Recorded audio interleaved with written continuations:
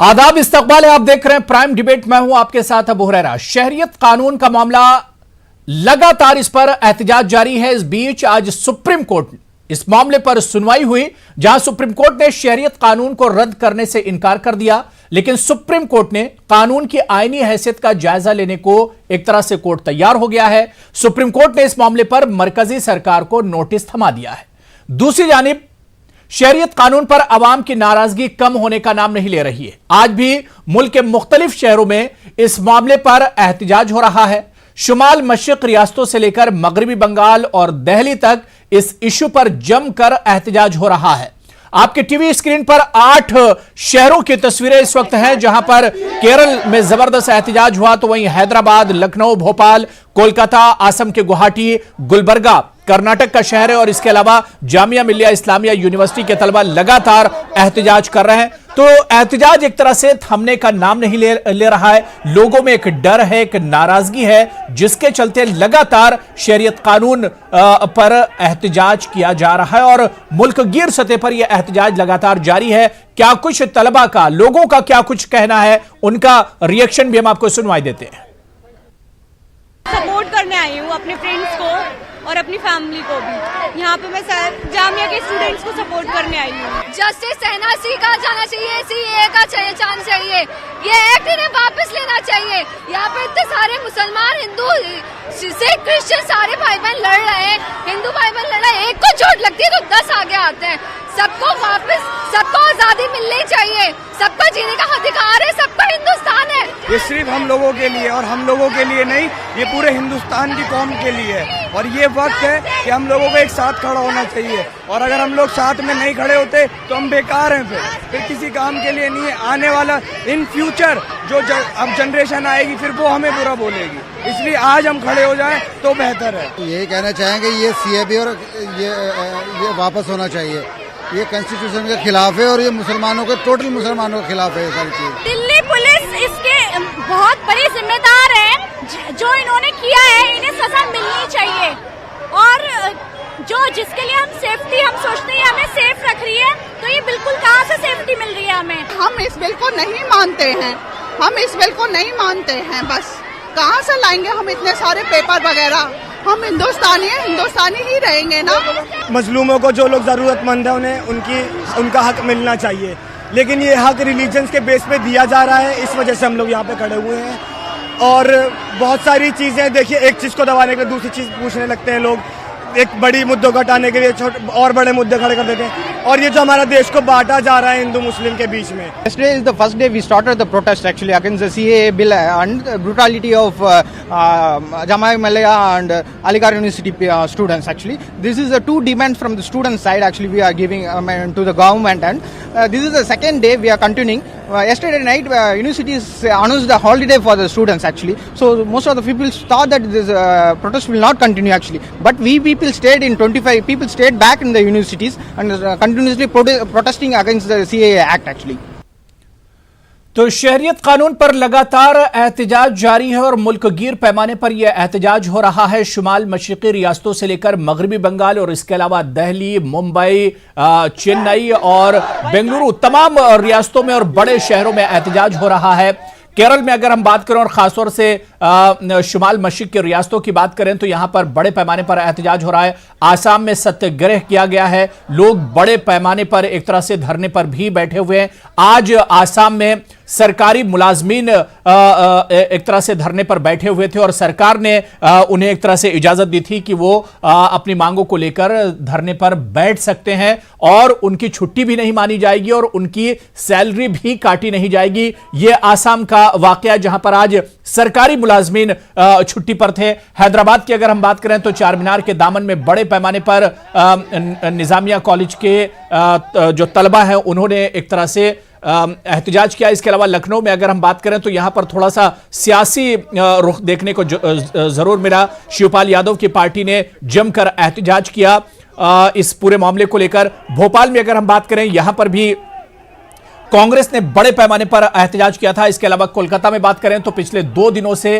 और आज तीसरा दिन था जहां पर ममता बनर्जी लगातार एहतजाज कर रही हैं और आज फिर कोलकाता में बहुत बड़ी रैली ममता बनर्जी ने निकाली। इसके अलावा अगर आसाम की बात करें तो आसाम में भी लगातार एहतजाज हो रहा है। कुल मिलाकर अगर हम बात करें तो जो तस्वीर एक तरह से शुरू हुई थी शुमाल मशरिकी रियासतों से एहतजाज की, वो अब कहीं ना कहीं पूरे मुल्क में एक तरह से फैलती नजर आ रही है। आज इसी पर हम बात करेंगे कि आखिर लोगों का गुस्सा ठंडा क्यों नहीं हो रहा है या लगातार इस पर एहतजाज क्यों हो रहा है।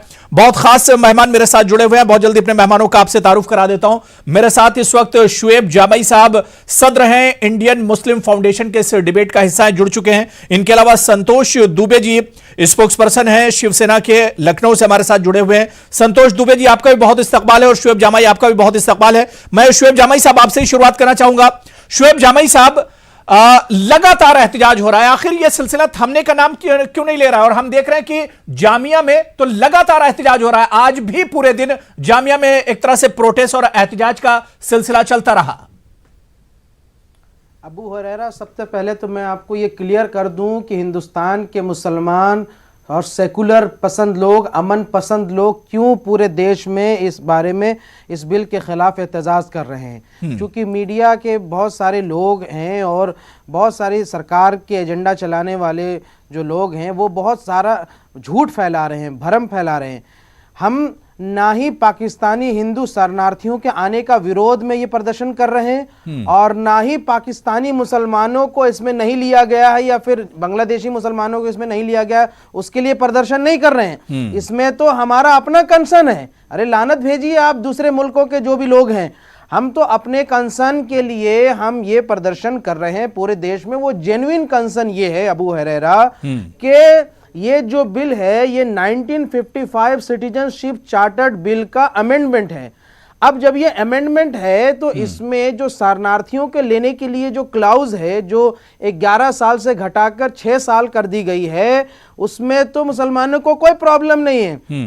लेकिन इसी बिल में जो सब section 3 clause number 2 point number 2 में जो अबेटमेंट का जो क्लाउज है जिसमें तमाम धर्म के लोगों को शामिल किया गया है लेकिन मुसलमानों को एक्सक्लूड कर दिया गया यानी हटा दिया गया, उससे होने वाले वक्त में क्या है कि अभी जो आसाम में आपने देखा जो घुसपैठियों की प्रॉब्लम के लिए एनआरसी कराई गई उसमें जो 13.5 लाख जो नॉन मुस्लिम हिंदू जो हैं जिनका नाम एनआरसी में शामिल नहीं हुआ है उनको तो इससे एबेटमेंट मिल जाएगी यानी राहत मिल जाएगी इस बिल से।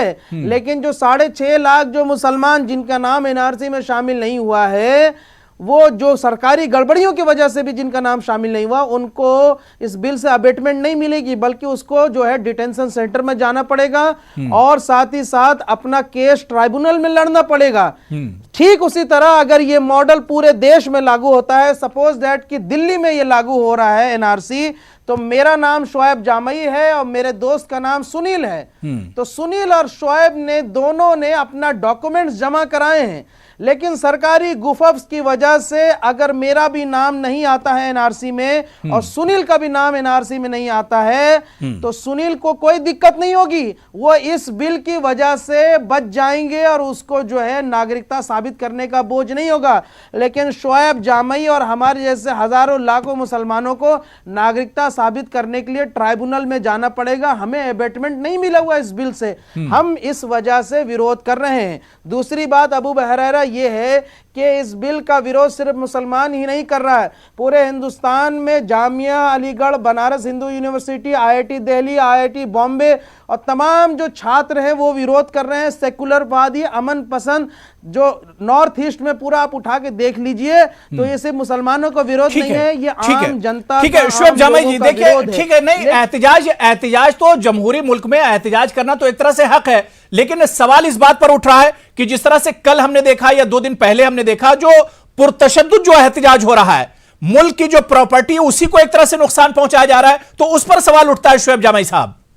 जी अबू हुरैरा, देखिए मेरा ये कहना है कि हम किसी भी किस्म का जो तशद्दुद वाला एहतजाज है जिसमें हिंसा हो रही हो, हम उसका समर्थन नहीं करते हैं। सरकार उस पर जरूर कार्रवाई करे, लेकिन साथ ही साथ सरकार ने जो इस आंदोलन को कुचलने के लिए जिस शर्मनाक तरीके से जामिया कैंपस में, जामिया यूनिवर्सिटी के अंदर आंसू गैस के गोले दागे गए, लाइब्रेरी को तोड़ा गया, लड़कियों के हॉस्टल में घुस के लड़कियों को मारा गया, छात्रों को गोली मारी गई, ये बेहद ही शर्मनाक है। और उससे भी ज्यादा शर्मनाक ये है अबू हुरैरा कि हमारे देश के प्रधानमंत्री मोदी साहब जो है सार्वजनिक मंच से ये कहते हैं कि ये जो एहतजाज करने वाले लोग हैं आप उनको उनके कपड़ों से पहचान सकते हैं। इसका मतलब क्या है? आप मुसलमानों को टारगेट कर रहे हैं। अब बताइए ना कि जब इस तरह की भड़काऊ बातें की जाएगी तो लोग यहां से भड़केंगे या नहीं भड़केंगे? तो सरकार की जहां जिम्मेदारी थी इस आग को ठंडा करने के लिए, वहीं पर सरकार के नुमाइंदे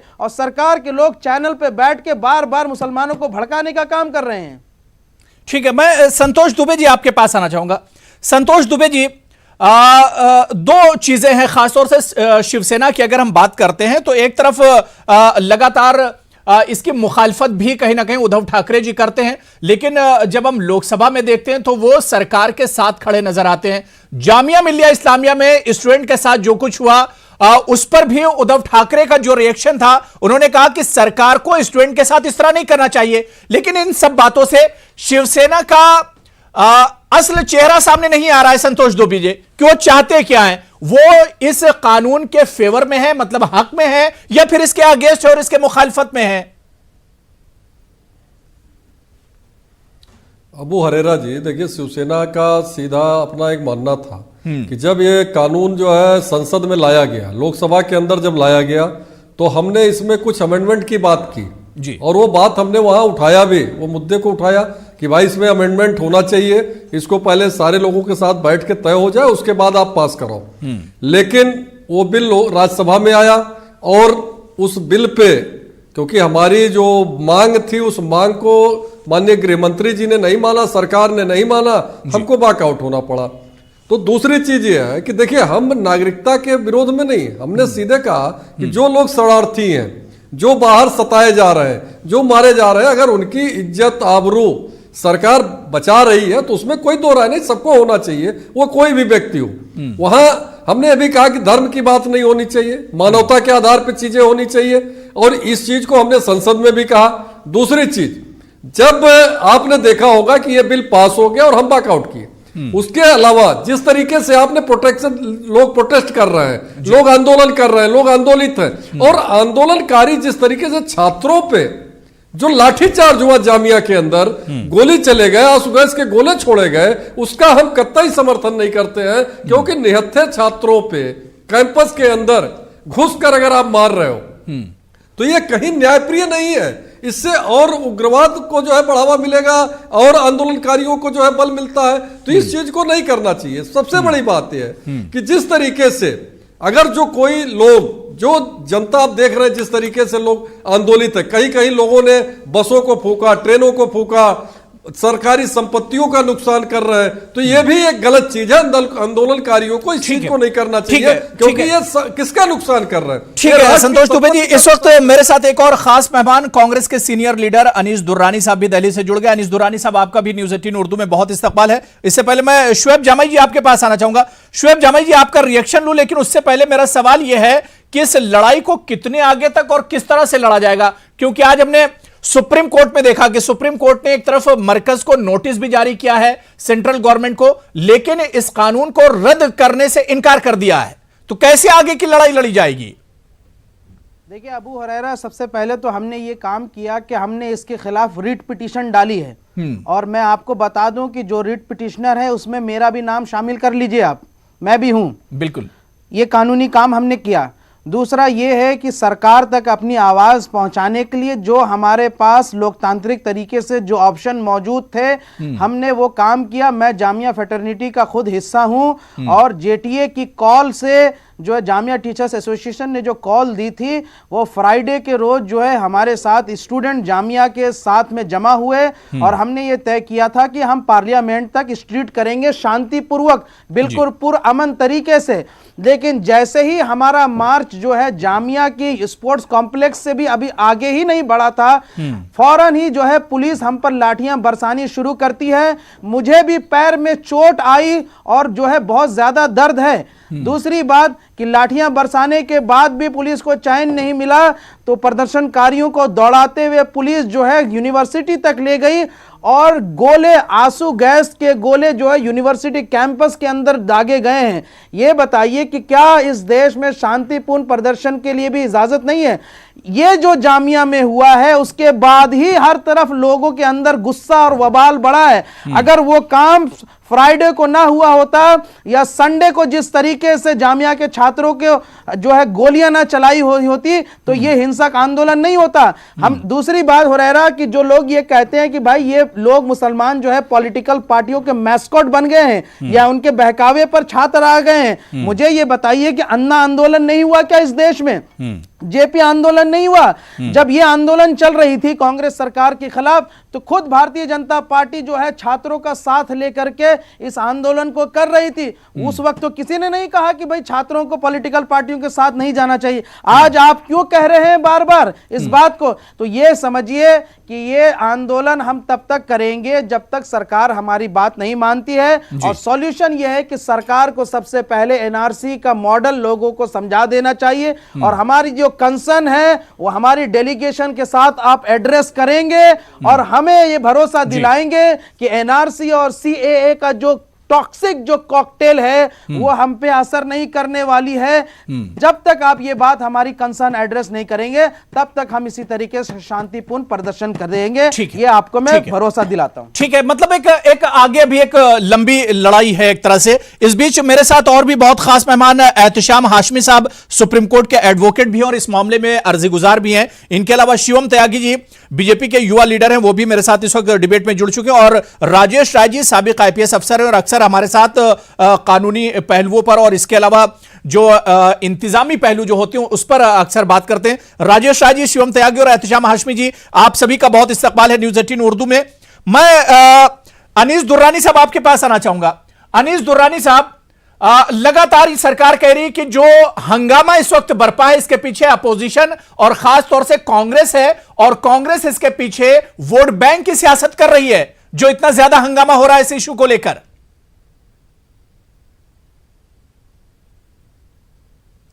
देखिए, ये जहाँ भी शुरू हुआ ये मामला जामिया से रंग पकड़ा इसने, लेकिन उसके अलावा आज मुल्क के अंदर तकरीबन 22 यूनिवर्सिटियों में ये आंदोलन चल रहा है। और क्या इसमें ये कहा जाएगा कि ये सब के सब कांग्रेस से मोटिवेटेड हैं? ऐसा कुछ नहीं है, बल्कि ये कि इसमें बेसिकली स्टूडेंट्स के और आम सिविलियंस के, आम सिटीजन्स के सिविल राइट पर डाका मारा जा रहा है।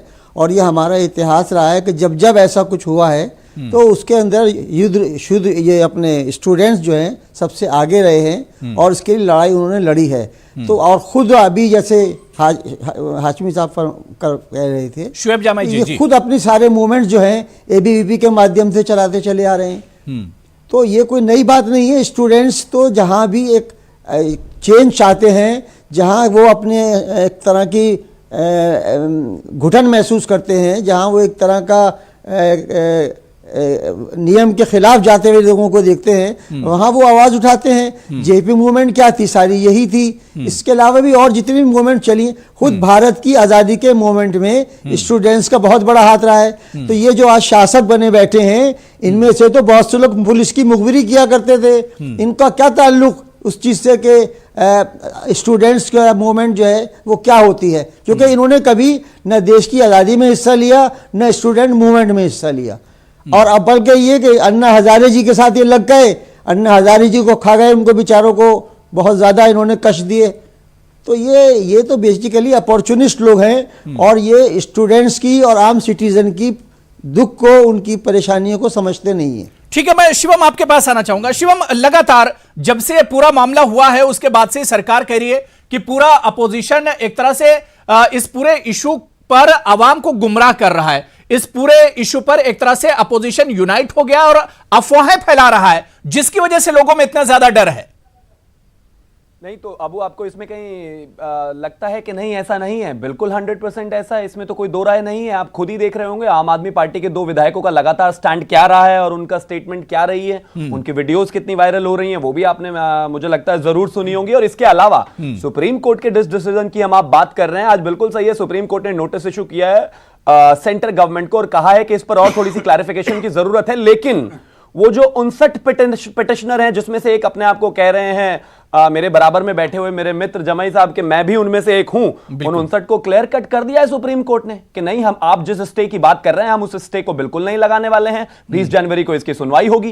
तो जितनी इंटेंसिटी ये दिखा रहे हैं और जितना ज्यादा ये अनरेस्ट और जितनी ज्यादा उस चीज को ये कह रहे हैं कि आर्टिकल 14, 15, 21 का वायलेशन है, तो क्या वो सही में है? क्योंकि सरकार की बातों से आप नाइत्तेफाकी जरूर रख सकते हैं, ये आपका लोकतंत्र में अधिकार है, लेकिन उसके बावजूद क्या सुप्रीम कोर्ट भी इस चीज को संज्ञान नहीं लेता? अगर इतना ज्यादा सीरियस इशू और इतनी ज्यादा वायलेशन इस सरकार के साथ होती, बिल्कुल नहीं है, आपको प्रूफ क्लियर कट है। वो आपको प्रूफ कर, आपको प्रूफ करने की जरूरत नहीं, मुझे आपको प्रूफ से लेना देना नहीं है ना, मुझे सुप्रीम कोर्ट की गाइडलाइंस पे जाना है। सुप्रीम कोर्ट की गाइडलाइंस बता रहा हूं, मुझे आपसे प्रूफ नहीं चाहिए। सुप्रीम कोर्ट ने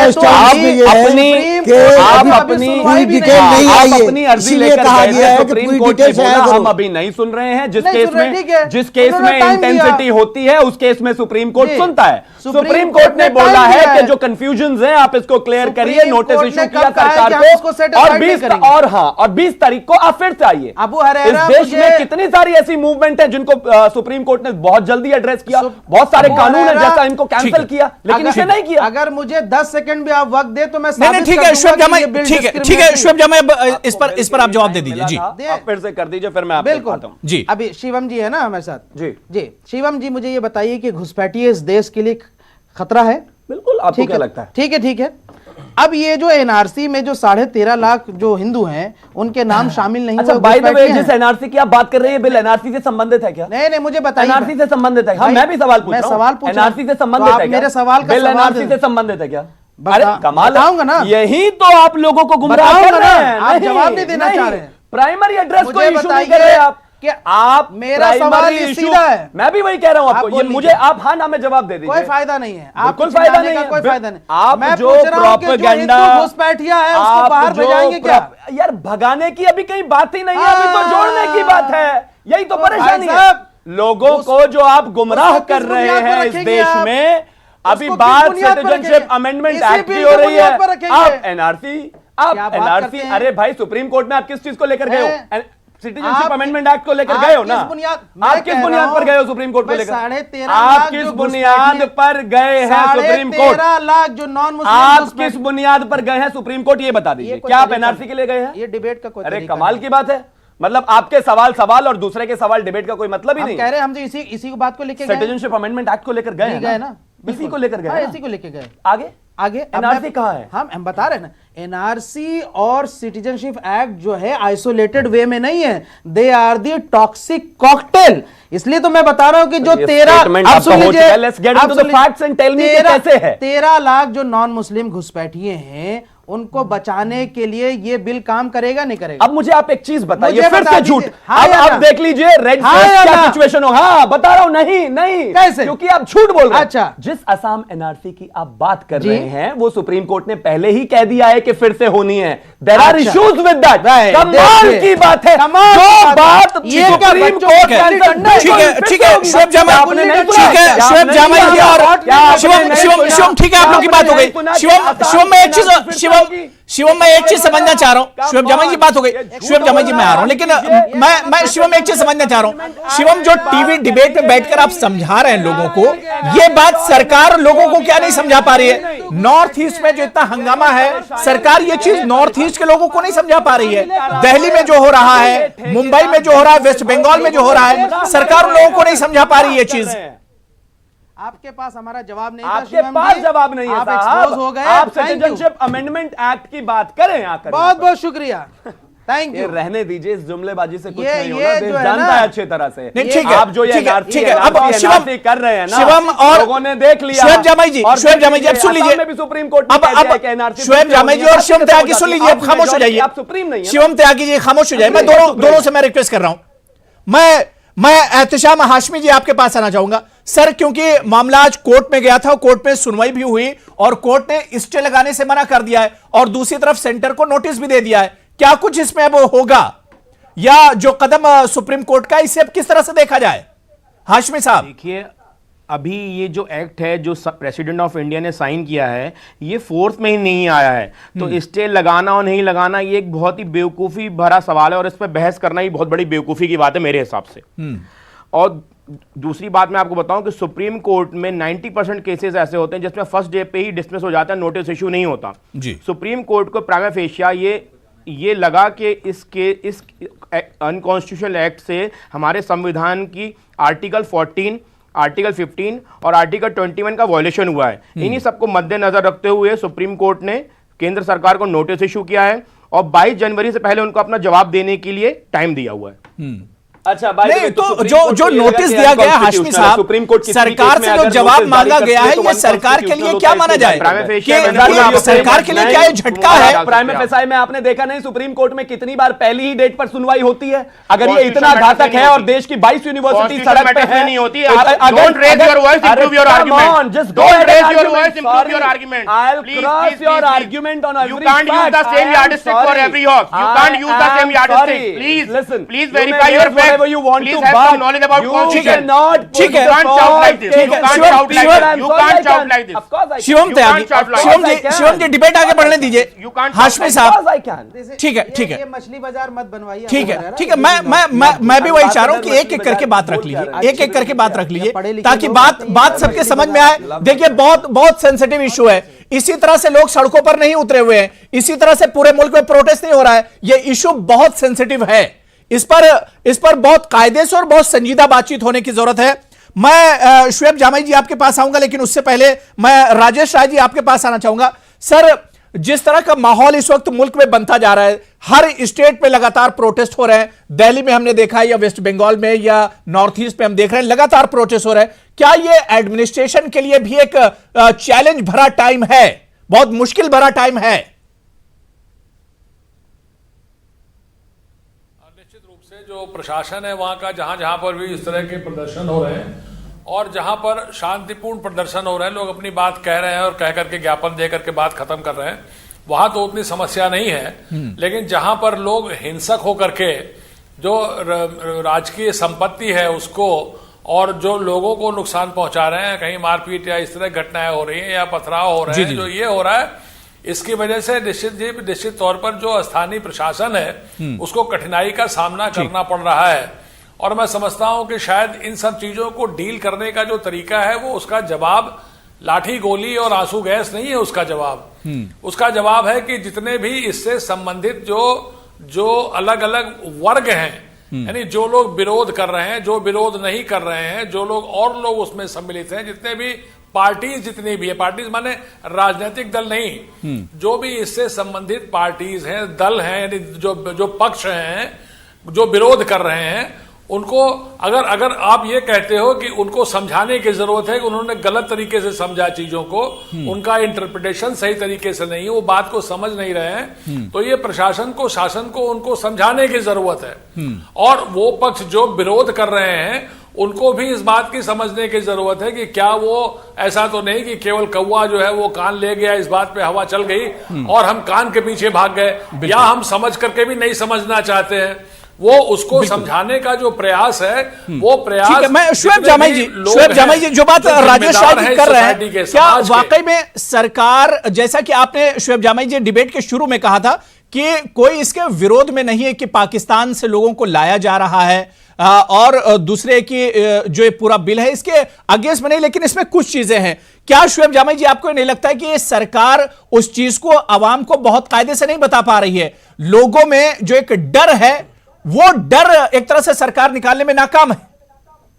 बिल्कुल, देखिए अबू हुरैरा, हमने शुरू से कहा कि अगर आप हमारी कंसर्न को एड्रेस कर देते और सरकार इस बिल को लाने से पहले ही पूरी एनआरसी का मॉडल अगर समझा देती तो शायद कोई भी आदमी इसका विरोध नहीं करता। लेकिन बार बार अमित शाह जी जो कहते हैं कि भाइयों बहनों हम 2024 तक हर एक घुसपैठियों को चुन चुन के देश से बाहर निकालेंगे, वहां तक तो ठीक है, लेकिन दूसरा ही जब उनसे सवाल कोई भी रिपोर्टर पूछता है कि क्या जो हिंदू घुसपैठी होंगे उसको बाहर निकालेंगे, उन्होंने कहा नहीं, उनको डरने की जरूरत नहीं है, उनके लिए हम ये बिल लेकर के आ रहे हैं। तो क्या फिर मुसलमानों को टारगेट करके आप बाहर निकालेंगे? यही तो कंसर्न है। साथ ही साथ अबू हुरैरा, मैं तो चूंकि मुझे जाना है, लेकिन मैं एक आवाज आपको सुना दूं जो जामिया के लड़कियों के चीख किसी ने अभी तक नहीं सुनी होगी। आप वो सुनिए कि किस ब्रूटलिटी, कैसी ब्रूटलिटी चल रही है।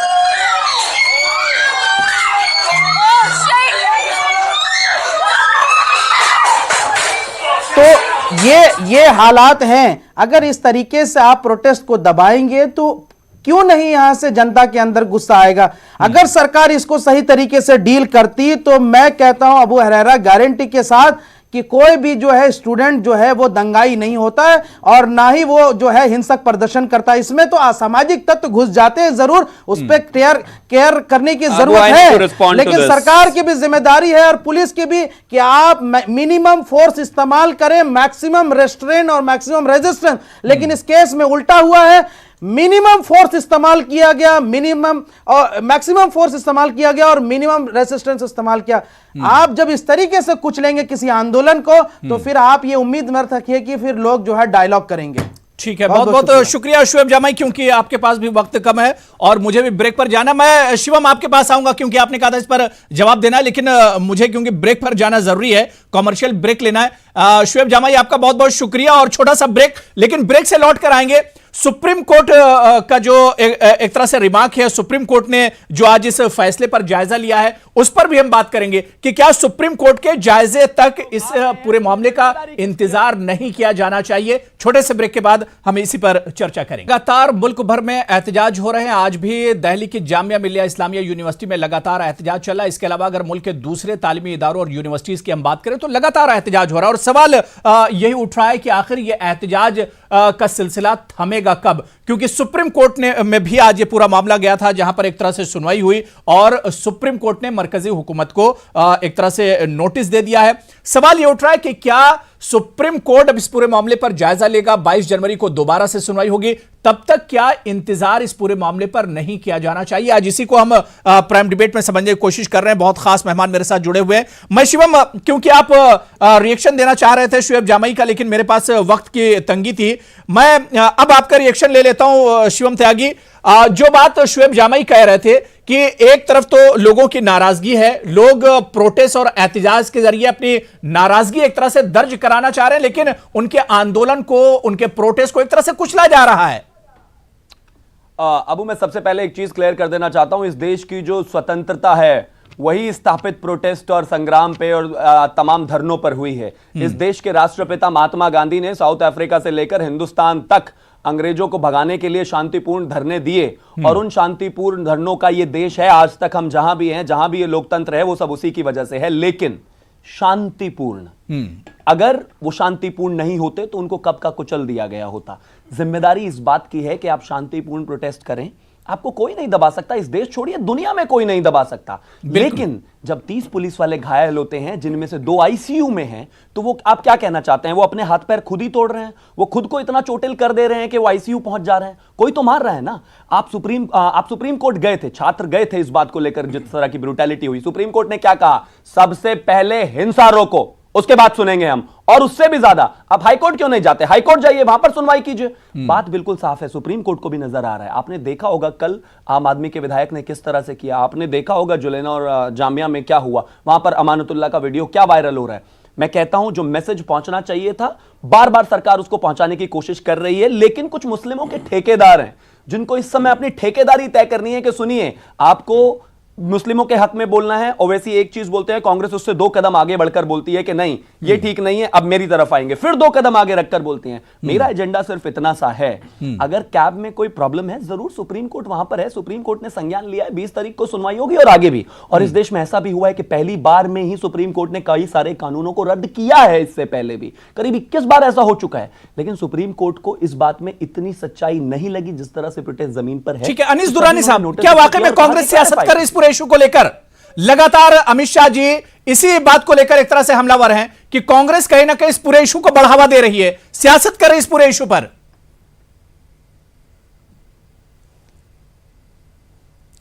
देखिए, सियासत में गंद तो सारा अमित शाह जी का ही फैलाया हुआ है और कांग्रेस इसके अंदर बिल्कुल, कांग्रेस का कोई इतने कांग्रेस ने करे हैं, दिल्ली के अंदर भी प्रोटेस्ट मार्च अभी करे हैं, धरने दिए हैं, सब पूरा मन रहे हैं।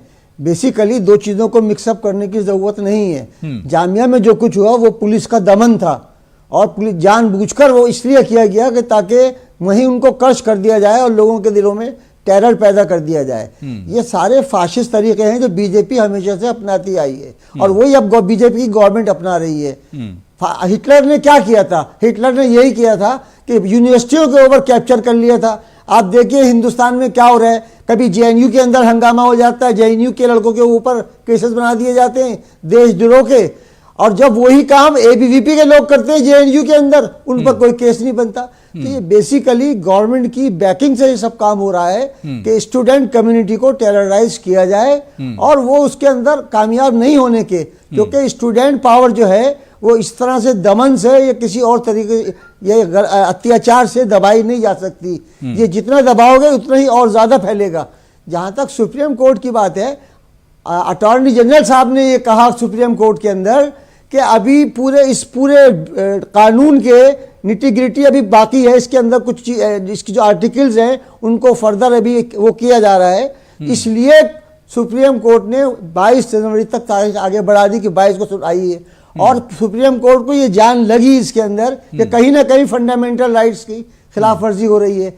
वरना ये कि जैसे सब कह रहे हैं कि एकदम भी डिसमिस कर सकती थी कोर्ट, एकदम डिसमिस न करने का मतलब यही हुआ कि सुप्रीम कोर्ट को इसमें कुछ वजन नजर आ रहा है।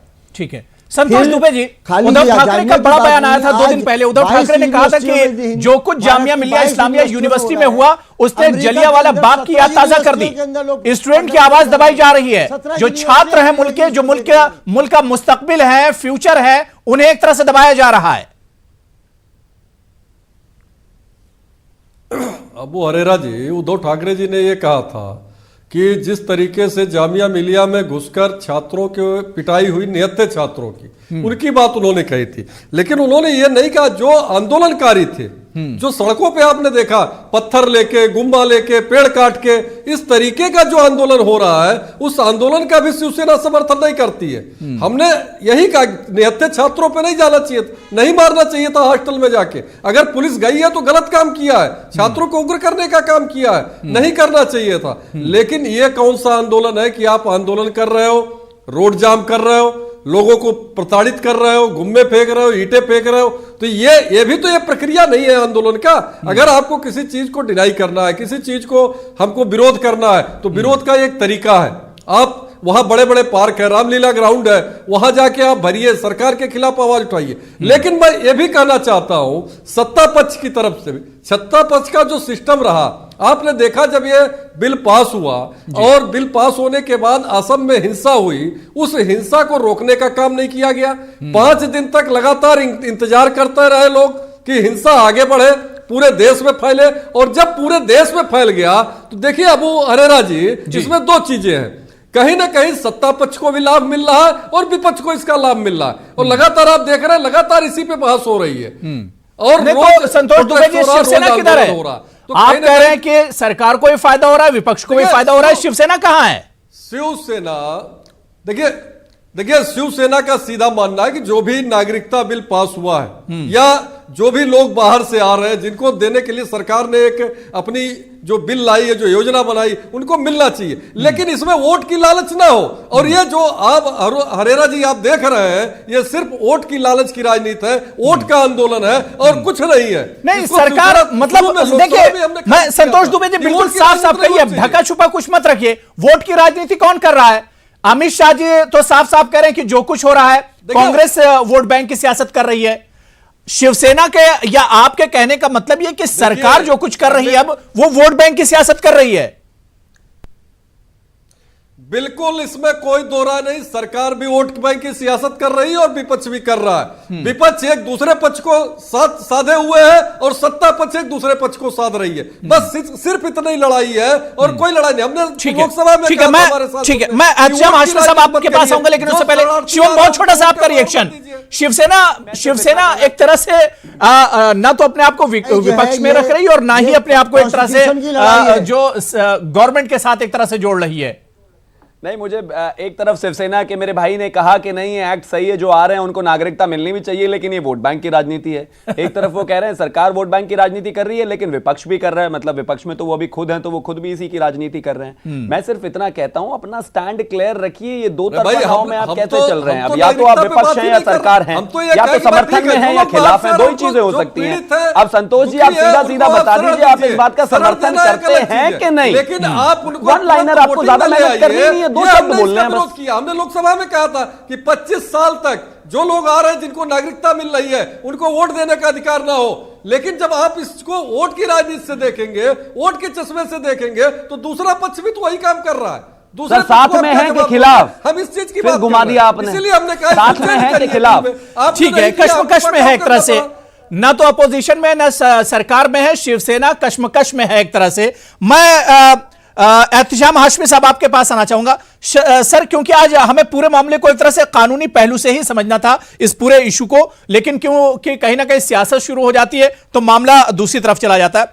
मैं हाशमी साहब यह समझना चाह रहा हूं कि जब सुप्रीम कोर्ट ने कह दिया, सुप्रीम कोर्ट ने सेंटर को एक तरह से नोटिस दे दिया है, 22 तारीख उसने कहा है फिर से इस पर हम सुनवाई करेंगे, फिर देखेंगे, मतलब एक जायजा लिया जाएगा। सवाल यह उठता है हाशमी साहब कि क्या सुप्रीम कोर्ट के जायजे तक इसका एक तरह से इंतजार न किया जाए? जो हंगामा हो रहा है, जो प्रोटेस्ट हो रहा है, ये सब चीज को खत्म कर दिया जाए, सुप्रीम कोर्ट के अगले कदम तक इंतजार किया जाए हाशमी साहब? जी, मेरा ये मानना है कि जो भी प्रोटेस्ट पीसफुल तरीके से हो रहे हैं वो तो चल सकते हैं, लेकिन जो हिंसा हो रही है या फिर झड़प हो रही है कहीं, या फिर पुलिस और स्टूडेंट के बीच में क्लैश हो रहा है, ये गलती किसी की भी हो, लेकिन एज अ लॉयर हम लोग इस चीज को एंडोर्स नहीं करते हैं। और दूसरी चीज, जैसा कि सुप्रीम कोर्ट में पिटिशन ऑलरेडी पेंडिंग है, तो as a citizen of India हम हिंदुस्तानी पहले हैं और हिंदू और मुसलमान बाद में हैं। बिल्कुल। तो हमारे हिंदुस्तान के हित में, न्याय हित में जो चीज है उसको कंसिडर रखते हुए हमें न्याय व्यवस्था बना के रखनी है और रिस्ट्रेन करना है। पुलिस को भी करना है, स्टूडेंट्स को भी करना है। स्टूडेंट यंग ब्लड हैं, वो हमारे भारत का फ्यूचर है, उनको अपनी पढ़ाई लिखाई पे ख्याल रखना चाहिए। जो जहां तक प्रोटेस्ट का सवाल है, पीसफुल प्रोटेस्ट से किसी को कोई प्रॉब्लम नहीं है और गवर्नमेंट को भी कोई प्रॉब्लम नहीं है, सुप्रीम कोर्ट को भी कोई प्रॉब्लम नहीं है। और 58 पिटिशन जो फाइल हुई थी, इसमें जो भी रिस्पोंडेंट है गवर्नमेंट ऑफ इंडिया है, वो ऑलरेडी कैविएट पे थे, अपीयर हुए हैं, वो उन्होंने टाइम मांगा है रिप्लाई फाइल करने का। तो matter is pending before honourable supreme court of India. तो हम लोगों को थोड़ा सा रिस्ट्रेन करना चाहिए, इतने एग्रेशन में चीजें खराब होती हैं। पार्टी कोई भी हो, बीजेपी हो, कांग्रेस हो, उसके ऊपर देश है हमारा। हमें देश के हित में सोचना है, न्याय हित में सोचना है और संविधान के हित में सोचना है, उसी के दायरे में हमें बात करनी है। हिंसा जो भी हुई है, पुलिस वाले घायल हुए हैं, वो भी हमारे प्रोटेक्टर हैं, स्टूडेंट्स घायल हुए हैं, वो भी हमारे भविष्य है हिंदुस्तान का। तो हमें दोनों को अपने साथ लेके चलना है। एक मीडिएशन की प्रक्रिया होनी चाहिए जिससे थोड़ा सा जो तनाव है वो कम हो। और एज ए लॉयर मैं यही कह सकता हूं, बिकॉज मैं किसी पॉलिटिकल पार्टी को सपोर्ट नहीं करता हूं, ना ही उसको इंडोर्स करता हूं, क्योंकि हम अपना जो आज का डिबेट है, एज ए लॉयर मैं पार्टिसिपेट कर रहा हूं, तो उसी दायरे में अपनी बात रखना चाहता हूं कि जो भी इंसिडेंट हुआ था ये बहुत ही शेमफुल है। पुलिस वाले घायल हुए, वो भी बहुत, उसकी भी मैं मजम्मत करता हूं। कई स्टूडेंट्स भी घायल हैं, एक स्टूडेंट की आंख भी बेचारी की चली गई। अब मुझे नहीं पता उसकी गलती थी नहीं थी, लेकिन अब उसके वजह से उसकी पूरी फैमिली सफर करेगी और कहीं ना कहीं बाकी स्टूडेंट भी सफर करेंगे। तो मेरा यही आपके चैनल के माध्यम से लोगों को ये बताना है, देशवासियों को ये बताना है कि सुप्रीम कोर्ट ने अब इस मैटर का कॉग्निजेंस ले लिया है। सुप्रीम कोर्ट आने वाले टाइम में इस केस की हियरिंग करेगी, डिसाइड करेगी। सुप्रीम कोर्ट फिर ये डिसाइड करेगी कि अनकॉन्स्टिट्यूशनल था या नहीं था। तो अभी हम लोगों का लड़ने का मकसद अभी फिलहाल खत्म हो चुका है, क्योंकि पिटीशन पे हियरिंग हो चुकी है। Now matter is pending before honourable supreme court of India. 22 तारीख का हमें इंतजार करना चाहिए।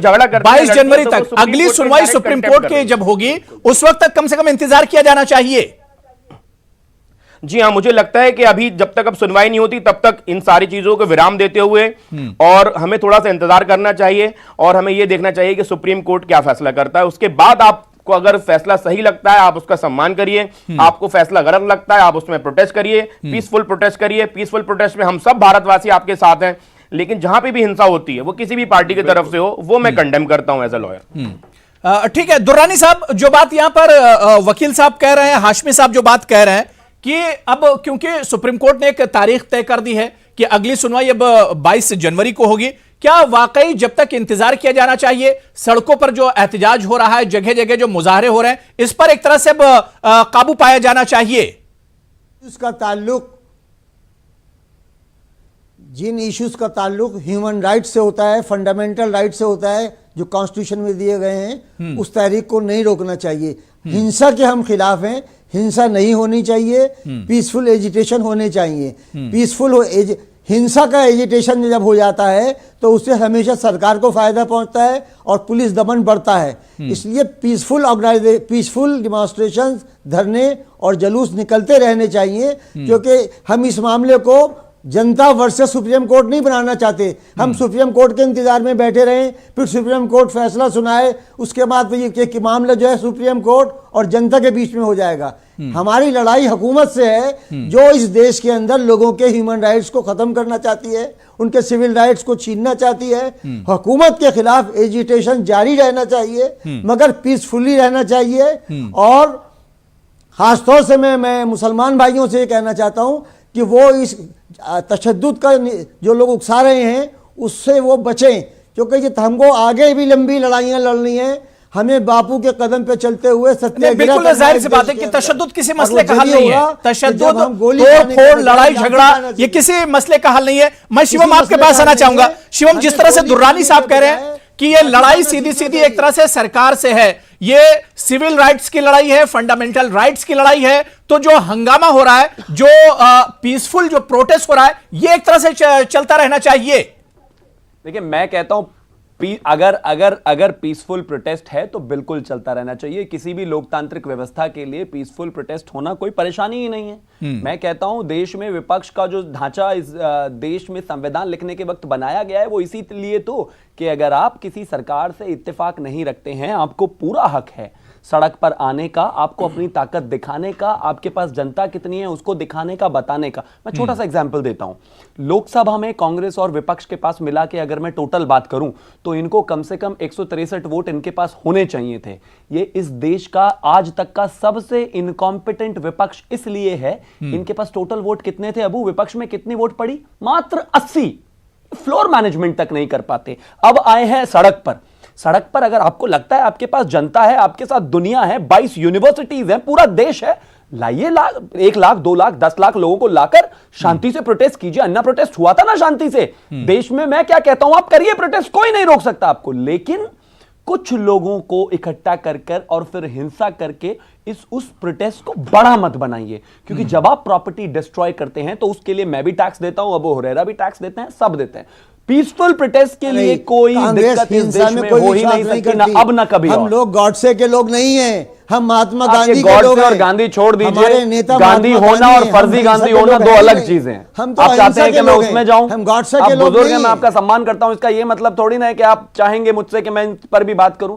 मैं कहता हूं ये आप बहुत कर चुके हैं, 6 साल से इस देश की जनता ने देख लिया है। आप गोडसे के लोग नहीं है, तभी ये हालात आप क्रिएट कर रहे हैं। नहीं तो आप आइए ना, पीसफुल प्रोटेस्ट कीजिए। ठीक है, मैं राजेश भाई आपके पास आना चाहूंगा। सर, में फर्क है जितना राहुल गांधी और इस देश के राष्ट्रपिता में है। ठीक है, ठीक है दुर्रानी साहब, मैं दोबारा से आपके पास आता हूं। राजेश जी बहुत देर से वेट कर रहे हैं। राजेश राय जी, जिस तरह से जामिया में जो कुछ हुआ 2-4 रोज पहले, ये अलीगढ़ मुस्लिम यूनिवर्सिटी कैंपस में हुआ, क्या वाकई में एक डर पैदा करने के लिए, खौफ पैदा करने के लिए इस तरह के एक्शन की जरूरत पड़ती है जो कुछ पुलिस ने किया, या इस तरह की सिचुएशन पैदा हो जाती है कि एक कदम उठाना पड़ता है?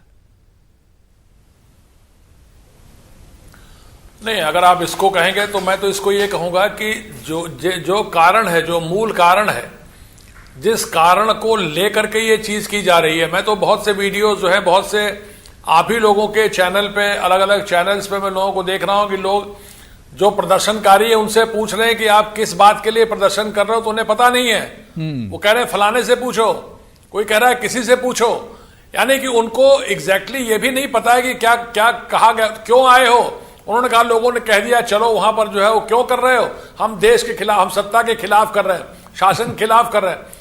मतलब लगता जैसे ये है कि जैसे लोगों को सही बात समझाने की जो कोशिश है, तो एक तो लोगों को सही बात समझाई नहीं जा रही है, और अगर सही बात समझाई जा रही है तो लोग अपनी एक पूर्व धारणा बना करके उसको एक रंग दे करके उसको समझने की कोशिश भी नहीं कर रहे। अभी मैं सुन रहा था जो कह रहे थे कि ये मामला एनआरसी की कॉकटेल है। आप बताओ, आंदोलन हो रहा है कैब के खिलाफ और आप उसको उस चीज के बारे में जोड़ रहे हो जो भविष्य में होने जा रही है, तो माने ये हुआ कि आपने एक मन बना लिया है कि हम गलत चीज के लिए। अगर ये पूछा जा रहा है कल को लोगों से कि आप ये बताओ कि चलो अच्छा मान लीजिए कि 10 लोगों को, 6 तरह के लोगों को जिनका कि वहां पर जिनके साथ अत्याचार हुआ और वो भी एक पर्टिकुलर डेट तक, उनको अगर हम यहाँ पे नागरिकता देंगे तो हमको नाराजगी है कि उनको आप दे रहे हैं, सबको क्यों नहीं दे रहे हैं। तो अगर ये पूछा जा रहा है कांग्रेस से, मैंने देखा कि शायद प्रधानमंत्री जी पूछ रहे थे कि क्या आप ये चाहते हैं कि पाकिस्तान, बांग्लादेश और अफगानिस्तान के जितने भी मुस्लिम हैं उन सबको नागरिकता हिंदुस्तान की दे दी जाए, तो कोई बोलने को तैयार नहीं है। मतलब जो इशू है उसको लोग समझाने की कोशिश देकर, हिंदुस्तान के किसी भी नागरिक के ऊपर इस बात का कोई असर नहीं पड़ रहा है। लेकिन जो आपने डराने की बात की, तो लोग हिंदुस्तान के मुसलमानों को, खासतौर से जो बेचारे भले लोग हैं, उनको लोग ये डराने की कोशिश कर रहे हैं कि अगर ये कहीं आ गया तो तुम्हें निकालने की कोशिश होगी।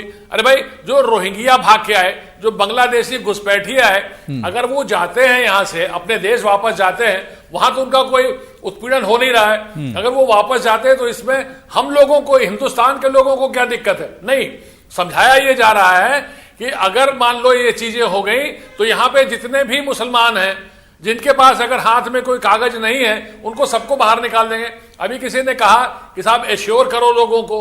मैं समझता हूं कि मैंने इत्तेफाक से जो है वो राज्यसभा में सारा का सारा मैंने जो बहस थी वो मैंने सुनी जी। मैं समझता हूं कि शायद हर तरह से ये बात समझाने की कोशिश की जा रही है कि समझिए आप कि ये जो नियम है, जो कानून बना है, जो CAA है, इसमें हिंदुस्तान के किसी भी एक भी नागरिक का नुकसान नहीं होने वाला है। फायदा किसका होने वाला है? जो वहां पर जिनके साथ बलात्कार हुआ, जिनका उत्पीड़न हुआ, जिनको मार मार के जो रिलीजियस माइनॉरिटीज हैं, जिनकी जिंदगी बर्बाद कर दी गई, अब भी हो रही है लगातार, वो जो यहां पर आ गए हैं इस देश में एक पर्टिकुलर डेट तक, वो अगर चाहते हैं तो उनको नागरिकता दे दी जाएगी। इसमें किसी को क्या ऐतराज है? अब अगर इसमें कहेंगे नहीं साहब आप नागरिकता दीजिए रोहिंग्या को भी, बांग्लादेशी को भी, अफगानिस्तान को भी, इसके लिए तो कोई सहमत नहीं है। इसके लिए तो जो यहाँ के लोग हैं जो इसको प्रोटेस्ट कर रहे हैं, वो भी ये नहीं चाहते। और इसको NRC से जोड़ करके जो उसको एक हंगामा, तो डर लोग जो यहाँ के अवाम है उसके मन में पैदा करके इस आंदोलन को बढ़ाने की कोशिश कर रहे हैं। ठीक है, उसको समझाने की जरूरत है, जहां तक पुलिस की बात है। ठीक है हाशमी साहब, क्या वाकई में सही चीज जो है वो लोगों तक एक तरह से नहीं पहुंचाई जा रही है कि इसके पीछे सरकार का मकसद क्या कुछ है? कि मतलब कानून से हटके अगर मैं बात करूं, जी आज हमारे माननीय प्रधानमंत्री मोदी जी का चेहरा देश का बच्चा बच्चा जानता है, दुनिया के सारे लोग जानते हैं। मोदी जी ने अपनी छवि प्रमोट करने के लिए मीडिया का बहुत इस्तेमाल किया। अगर इस मीडिया का इस्तेमाल थोड़ा सा इस एक्ट के बारे में प्रमोट करने के लिए भी करते तो शायद इतना अनरेस्ट सोसाइटी में नहीं होता। तो मैं ये मानता हूं कि ये गवर्नमेंट की इनकॉम्पिटेंसी है, गवर्नमेंट की इनकॉम्पिटेंसी, ये मेरे पर्सनल व्यूज हैं, ये गवर्नमेंट की इनकॉम्पिटेंसी है कि जो भी सिटीजनशिप अमेंडमेंट एक्ट आया, इसके बारे में एक पब्लिक डायलॉग जनरेट होता, इसमें लोगों को उनको बताते कि ये एक्ट क्या होता है। मैं आपकी बात मानता हूं कि कहीं ना कहीं लोग किसी को भड़का रहे हैं या नहीं भड़का रहे हैं, ये एक अलग मैटर ऑफ आर्ग्यूमेंट्स है। लेकिन गवर्नमेंट की जिम्मेदारी यहाँ ये थी कि गवर्नमेंट जैसे अपनी चीजों को प्रमोट करती है, मोदी जी की छवि को प्रमोट करती है, अमित शाह जी को छवि को प्रमोट करती है, तो वो सिटीजनशिप अमेंडमेंट एक्ट जो कि इतना इंपॉर्टेंट एक्ट है, जो कि बीजेपी कह रही है कि ये एक हमारे भारत की अर्थव्यवस्था और अखंडता इसको इंप्रूव करेगा और हमारी भारत की छवि को इंप्रूव करेगा एक पूरी दुनिया पे, तो इसको कम से कम भारत के नागरिकों को बताना चाहिए था, उनको कॉन्फिडेंस में कहीं ना कहीं लेना चाहिए था। और थोड़ी सी पब्लिसिटी, मीडिया पब्लिसिटी इस एक्ट के बनने से पहले भी लोगों को बताया जा सकता था, ठीक है।